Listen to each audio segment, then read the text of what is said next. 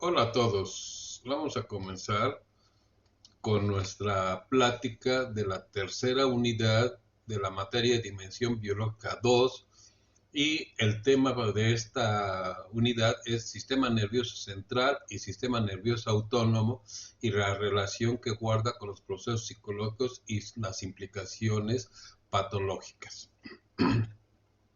Miren ustedes, los objetivos de la unidad 3 son únicamente dos, que es una unidad muy pequeña. Revisar las estructuras y funcionamientos de las partes que integran el sistema nervioso central y autónomo. Ese es el primer objetivo. Y el último y segundo objetivo es conocer la importancia del estudio del sistema nervioso central y autónomo y su relación con los procesos psicológicos y sus implicaciones con las patologías que pueden sufrir los seres humanos. Vamos a hacer un pequeño repaso de lo que es el sistema nervioso. Acuérdense bien que el sistema nervioso se compone de manera muy general, sistema nervioso central y sistema nervioso autónomo. Vamos a ver la evolución del cerebro. Es algo que habíamos visto en primer semestre, me parece que fue la unidad número 1. Vamos a ver la evolución del cerebro.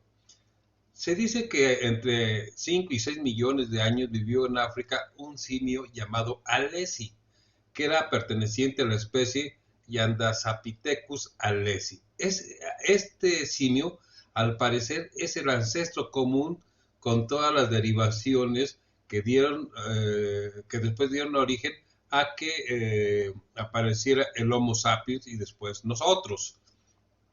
Después de este ancestro común, surge el Australopithecus. Hace aproximadamente 4 millones de años vivió en África y se desplazaba de manera bípeda. Aquí nosotros tenemos una serie de imágenes que podríamos ver el Australopithecus, luego el Homo habilis o hacedor de herramientas, el Homo erectus, el hombre de Neandertal y finalmente el Homo sapiens. El Homo sapiens aparece hace aproximadamente 100 a 200 mil años. El cerebro actual pesa alrededor de 1.3 a 1.4 kilogramos. Aquí tenemos un poco la relación entre el Australopithecus y el Homo sapiens y la relación que guarda con su cráneo y el cerebro. Si nosotros lo vemos, el ancestro común tenía muy poca masa encefálica y así va creciendo el desarrollo en peso y por supuesto en funciones el cerebro. Entonces aquí tenemos hasta que aparece finalmente el Homo sapiens, hace aproximadamente 100 a 200 mil años. Si nosotros vemos en la actualidad el cerebro humano, lo podríamos dividir en varias fracciones. La primera parte es dividir en dos al cerebro humano y entonces tendríamos hemisferio izquierdo, ¿sí? Para mí este es el hemisferio izquierdo, pero ustedes me están viendo y debe ser el derecho, pero este es mi hemisferio izquierdo. Aquí se regula el pensamiento analítico, la lógica, el lenguaje, la ciencia y las matemáticas. Por otro lado, tenemos el hemisferio derecho y ahí se integra información del pensamiento holístico, la intuición, la creatividad, el arte y la música. Hay más funciones, por supuesto, que regulan en cada uno de estos hemisferios. Aquí tenemos a la derecha un cerebro, una vista lateral de un cerebro y tenemos los lóbulos que ya los hemos revisado me parece que en el primer semestre, no recuerdo la unidad, pero fue en primer semestre. Entonces tenemos al frente el lóbulo frontal. Después abajo tenemos el lóbulo temporal, el lóbulo parietal atrás del frontal y arriba del temporal y atrás tenemos el lóbulo occipital. Cada uno de ellos tiene diversas funciones. todos son importantes para el desarrollo del ser humano y su vínculo con el medio ambiente. Una división que podríamos hacer dentro del sistema nervioso es algo que ya señalaba hace rato, es el sistema nervioso se puede dividir a grandes rasgos en dos sistemas, el sistema nervioso central y el sistema nervioso periférico. En el caso del sistema nervioso central tenemos el encéfalo, o sea, lo que denominamos lo que hay dentro del cráneo, en nuestra cabeza, es el encéfalo. Y luego tenemos la conectividad con la médula espinal. En el caso del sistema nervioso periférico hay dos divisiones, el sistema nervioso somático y el sistema nervioso autónomo. El sistema nervioso somático se compone de nervios aferentes y, o sea, que llevan información al sistema nervioso somático, y nervios eferentes, que sale información del sistema nervioso somático. Y en el caso del sistema nervioso autónomo existe también la misma relación, nervios eferentes y nervios aferentes, perdón. Nervios aferentes y nervios eferentes. En el caso de los nervios eferentes, hay otra subdivisión muy conocida por todos ustedes y por todo el mundo estudioso de la psicología, la medicina, la ontología y todas esas áreas de biomédicas, el sistema nervioso parasimpático, ya lo revisamos anteriormente, y el sistema nervioso simpático. Estos dos estas dos divisiones son lo que le da la facilidad al ser humano de poder interactuar con un mundo que está cambiando constantemente. Entonces vamos a ver ahora, pero ¿de qué se compone el sistema nervioso? ¿Qué es lo que hay dentro del sistema nervioso? Pues ahí ya lo habíamos visto este semestre pasado, se compone de células, dos tipos de células, las neuronas y las células gliales. Las neuronas son la parte más importante, o que se creía que era la parte más importante del sistema nervioso o de nuestro cerebro, y las células gliales, que se decía que tenían diversas funciones, pero la mayoría pensaba que eran células de sostén, de nutrición y de recolectar desechos de las neuronas, pero creo que ahora ya sabe que es más compleja su función. Y aquí tenemos del lado izquierdo una microfotografía donde se ven, son neuronas reales, no es un dibujo, son microfotografías reales. Aquí tenemos una neurona y el acercamiento de una de estas neuronas está aquí del lado derecho.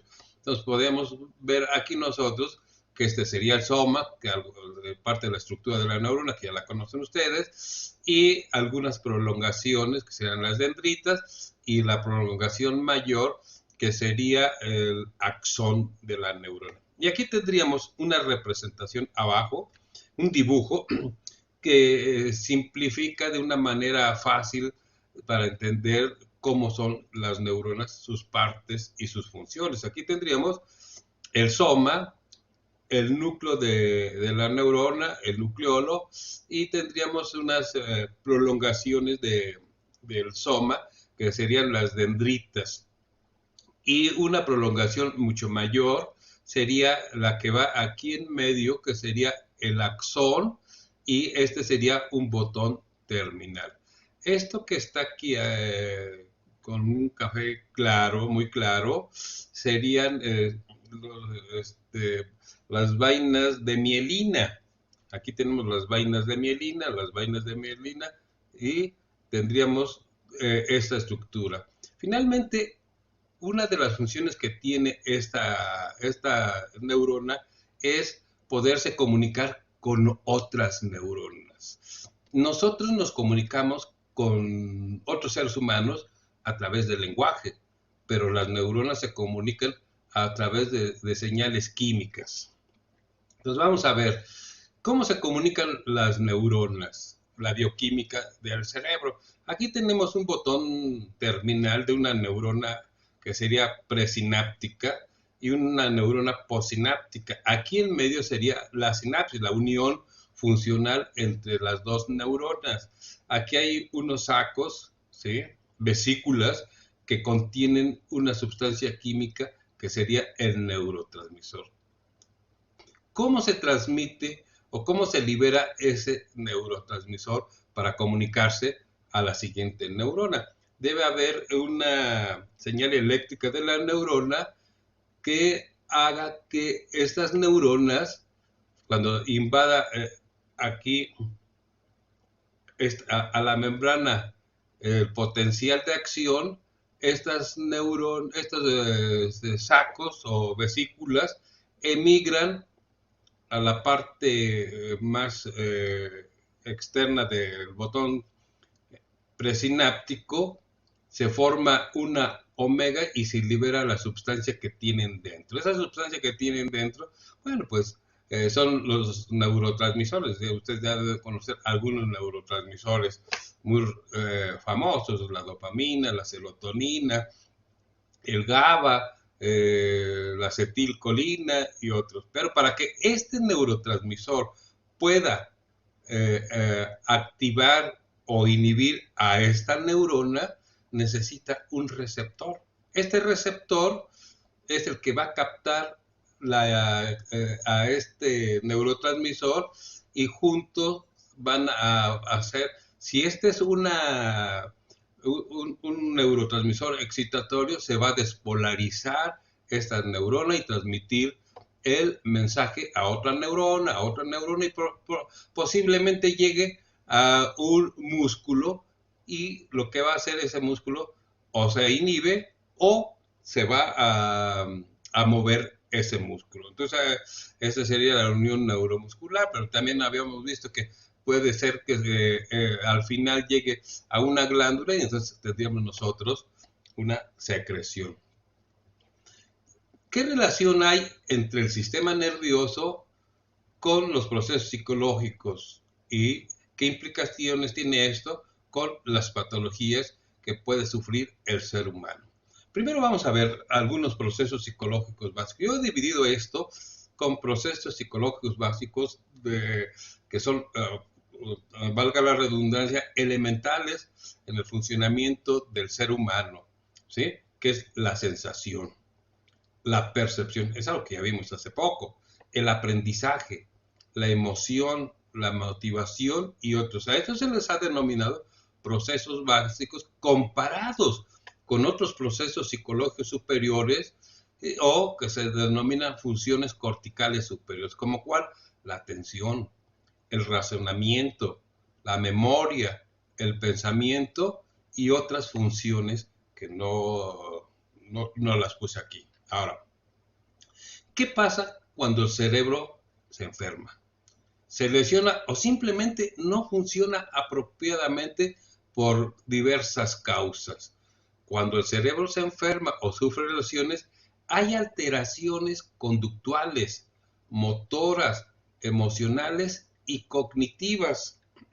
Vamos a ver esas alteraciones, algunas que son pues que son representativas, pero hay muchísimas. Sus profesores les van a decir que hay mucho más, van a tener que revisar en la literatura, los mandarán a hacer alguna tarea, a hacer un poco de investigación por la red, van a hacer muchas cosas ustedes. Y entonces se van a dar cuenta que estos son solamente unos ejemplos, hay muchísimos más, muchísimos más. Entonces yo puse aquí alteraciones de los sentidos y de la percepción. Son desórdenes quimiosensoriales, los de los sentidos, y los perceptuales yo puse uno, nada más, el de las alucinaciones, pero hay muchísimos más, en realidad, de los fenómenos perceptuales. Entonces vamos a ver de los desórdenes quimiosensoriales, uno de ellos, la pérdida del olfato. Ahora está de moda la pérdida del olfato por aquello que es uno de los síntomas iniciales y de los más importantes cuando las personas adquieren la enfermedad del COVID-19. Entonces, la pérdida del olfato. Aquí tenemos, que me parece que lo vimos hace poco, lo vimos en un video, y la pérdida del olfato puede tener como puede ser producto o puede alterar o ser alterada el sistema nervioso, porque cuando entran las moléculas olfativas, ¿sí? Llegan al epitelio y al epitelio olfatorio, y aquí puede ser un problema de local, puede ser un problema local. Aquí puede ser un problema de que los receptores no están registrando la información por múltiples causas, pero también puede ser que se altere como está muy próximo al cerebro, llegar a la corteza olfativa primaria y secundaria, y entonces perdamos esa sensación del olfato. Entonces son dos cosas, que es algo que han estado diciendo por lo del COVID, que realmente podría afectar algunas funciones cerebrales, la enfermedad del COVID provocada por SARS-CoV-2, pues esa es una posibilidad. Busquen ustedes información, pero información que sea, digamos, eh, verídica, que sean artículos,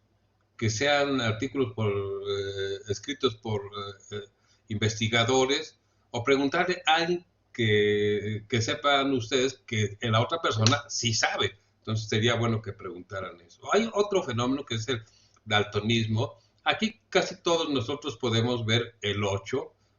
Bueno, esta es una prueba, ¿sí?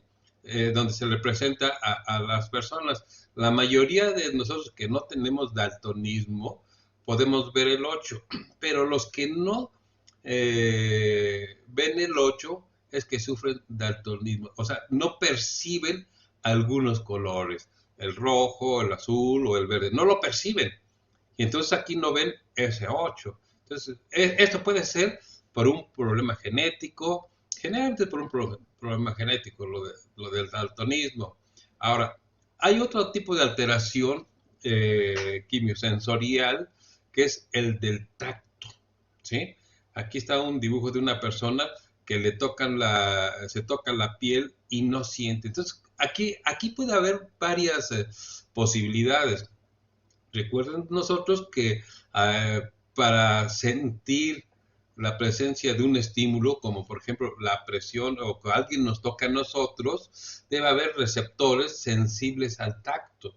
Y si hacemos la presión más fuerte, podríamos sentir dolor. Hay algunas alteraciones del tacto que también pueden deberse a un proceso de enfermedad, incluso puede ser local, en la piel, por ejemplo, la lepra. Aquí puede hacer que no haya receptores al tacto o que estén deterioradas sus funciones, pero también puede ser a nivel central.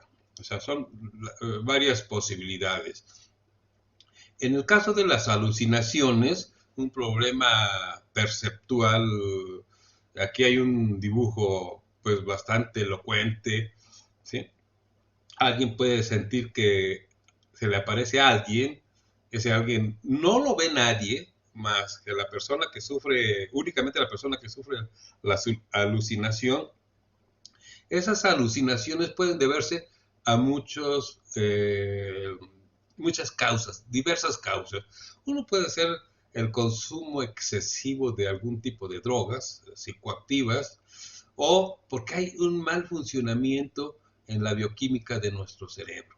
Entonces, por eso aquí hay una alucinación visual, pero puede ser alucinación táctil, puede ser auditiva, puede ser de otros sistemas sensoriales. Ustedes lo irán a ver, lo irán a discutir con sus profesores que saben mucho de este tipo de cosas, y les ampliará el conocimiento. Esto solamente es como una probada de lo que ustedes van a ver después, que van a analizar la profundidad y van a conocer cuáles son las causas de las alucinaciones, de la alteración del tacto, del daltonismo, la pérdida del olfato o alguna otra alteración de los sentidos y de la percepción.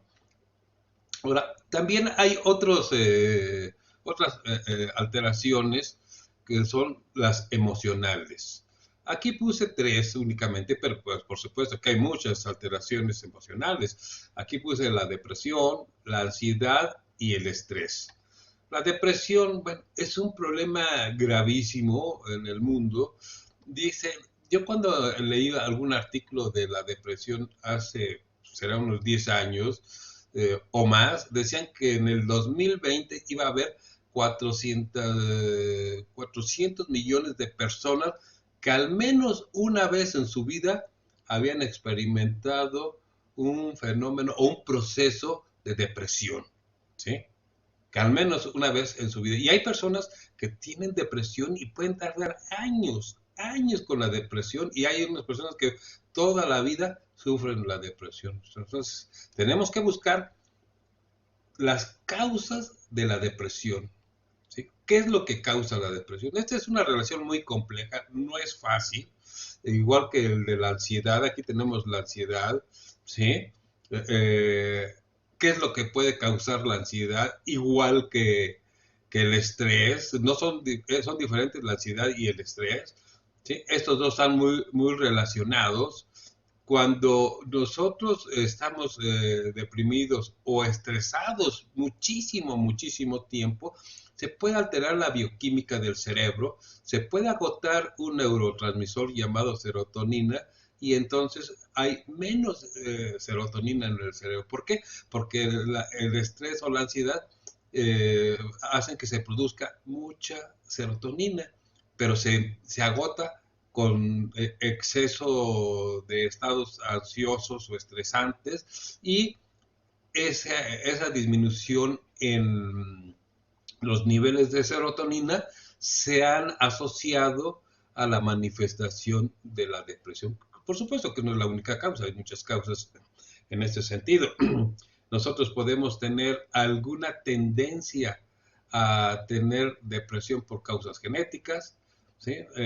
O incluso por causas ambientales, cuando fallece un familiar, cuando hay una ruptura amorosa, algunos no logramos superar eso y caemos en depresión. Entonces, tenemos que buscar, en todos estos, tendremos que buscar las causas, ¿sí? Nosotros no podemos ir por el mundo diciendo, si tienes depresión, pues ver las cosas bonitas de la vida.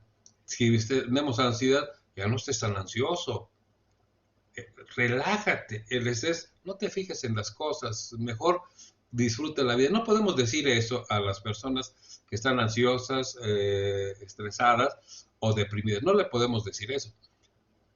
Nosotros somos psicólogos o ustedes van a ser psicólogos y al estudiar con amplitud todas estas cosas, en algún momento se van a dar cuenta que hay teorías que explican por qué ocurre esto, por qué ocurre esto y por qué ocurre esto. En el momento que sepan una teoría, al menos una teoría, podrán tener nociones de qué hacer cuando están enfrente de una persona que tiene depresión, ansiedad o estrés. Hay otras alteraciones de nuestro cerebro, ¿no? Que son las alteraciones cognitivas. Hay diversas, aquí solamente puse las más conocidas. Deterioro de nuestra memoria, las demencias y el Alzheimer, ¿sí? Deterioro de la memoria puede ser por múltiples causas. Nosotros me parece que lo vimos en la primera unidad del semestre pasado, que una persona, Harry Molaison, el paciente HM, fue atropellado por una bicicleta cuando era pequeño, creo que 12 años, algo, 16 años, algo parecido. Y empezó a tener convulsiones y cuando tenía 21 años, prácticamente todo el día estaba convulsionando. Deciden operarlo, extraerle el foco epiléptico y el foco epiléptico estaba en el lóbulo temporal y se llevan parte del hipocampo, creo que era la primera unidad que nosotros revisamos, se lleva a parte en la cirugía se lleva parte del hipocampo y después este paciente ya no puede almacenar nuevos recuerdos. Se acuerda de todo lo anterior, tiene la memoria a largo plazo construida hasta el momento de la operación, se acuerda de todo, pero ya no puede construir nuevos conocimientos, ya no puede almacenar nuevos conocimientos. Su psiquiatra lo estudió por muchísimos años y descubrió que sí podía aprender nuevas cosas, pero de esas manualidades, aspectos manuales o hacer dibujos o esas cosas, sí lo podía aprender, pero no a cuestiones cognitivas. Entonces aquí pues decimos cuándo, dónde, cómo, a qué hora, por qué, qué. O sea, cuando nos encontramos que hay pérdida o un deterioro de la memoria. Ese es un caso de deterioro de la memoria. Hay muchísimos casos de deterioro de la memoria por muchos factores, un traumatismo en nuestra cabeza produce algún daño en el cerebro y podríamos tener nosotros momentáneamente o temporalmente más bien, podríamos tener alteraciones en la memoria. No saber quiénes somos, por ejemplo. ¿Sí? Pero poco a poco iremos recuperando la memoria en algunos casos, pero no en el caso de Harry Molaison y otros, donde se les daña el hipocampo. Sus profesores le podrán decir qué tan importante o por qué es importante el hipocampo. Las demencias. Generalmente las demencias pueden proceder por distintas causas, ¿no? El exceso del consumo de algunas drogas, ¿sí? Puede ser una relación mal estructurada con nuestro medio ambiente y a partir de otras alteraciones o productos de enfermedad de nuestro cerebro. Esas son las demencias, aunque se ha dicho las demencias tipo Alzheimer, pero el Alzheimer es otra enfermedad que generalmente aparece cuando ya somos adultos de 60, 70 años. Sin embargo, algunas veces se ha detectado que personas de entre 40 y 50 han llegado a tener esta enfermedad.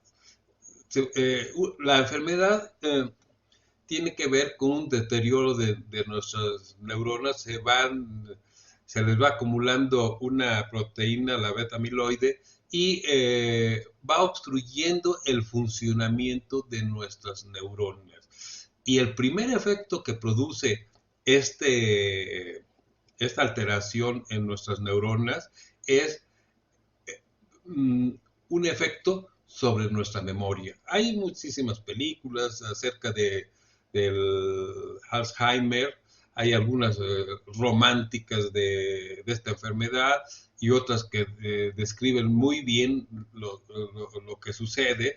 Pregúntenle a sus profesores qué películas son y véanlas ustedes y van a ver que son pues, muy elocuentes. Y esta enfermedad pues es de verdad muy complicada y es inexorablemente mortal. Bueno, ahora vamos a ver las alteraciones del comportamiento. Entonces puede haber alteraciones del movimiento, agresividad y otras. Yo pues aquí nada más dos del comportamiento, o sea, lo que nosotros vemos en realidad, ¿no? Que es la enfermedad de Parkinson y la agresividad. La enfermedad de Parkinson se debe principalmente a un déficit de un neurotransmisor que es la dopamina. Entonces, ¿qué produce la ausencia de dopamina? Pues produce esta que vemos aquí, un temblor. No hay un control sobre nuestros movimientos. Hay muchos problemas de alteraciones del movimiento. Luego, también tenemos la agresividad. O sea, hay algunas personas que son violentos. La violencia, o la parte más agresiva del ser humano, puede deberse a una ausencia de control, ser impulsivos. Y eso tiene que ver con la corteza frontal, o el corteza en otras unidades, o si no, pregúntenlos a sus profesores. Todo el tiempo digo que pregunten a los profesores, pero ellos son los encargados de guiarlos a ustedes en la discusión y el interés que ustedes se van centrando en la relación que hay entre el cerebro y el comportamiento, entre el cerebro, nuestra mente, el cerebro, nuestras emociones. Y finalmente nosotros decimos, el cerebro es importantísimo. ¿Cómo sabemos qué tan importante es? Cuando el cerebro enferma. Entonces, cuando el cerebro enferma, encontramos que hay algo que falla dentro de las funciones psicológicas y sociales. Algo falla y entonces ahí se refleja. Pero también es cierto que una relación no bien llevada de nosotros con nuestro medio también puede producir alteraciones o cambios en la bioquímica del cerebro. También, nuevamente, investiguen ustedes, amplíen su conocimiento, o si llegado el momento ustedes quieren preguntarme a mí directamente, díganles a sus profesores que les dé mi correo electrónico, el institucional, y se comunican conmigo y ahí platicaremos. O daría una plática con ustedes de algo en particular que les interese a ustedes. Bueno, pues eso es todo. Espero que esta es una idea muy, muy pequeña, pero espero que les haya gustado esta charla y que los haya motivado para seguir estudiando, seguir preparándonos para ser mejores psicólogos.